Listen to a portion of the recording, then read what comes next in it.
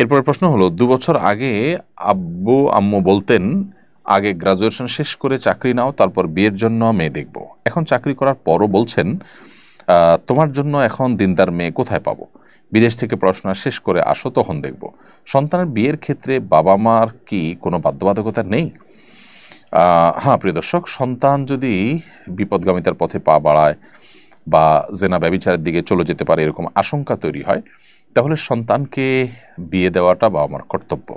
আল্লাহ বলেছেন, আনকিহুল আয়াম মিনকুম ওয়াসসালিহিন মিন ইবাদিকুম ওয়া ইমাইকুম, তোমাদের সন্তান সন্ততি প্রাপ্তবয়স্ক যারা হয়ে গেছে তাদেরকে তোমরা বিবাহ দাও। আল্লাহ সুবহানাহু ওয়া তাআলা এই নির্দেশ দান করেছেন অভিভাবকদেরকে। তারা যদি সেটা না করেন অবশ্যই তারা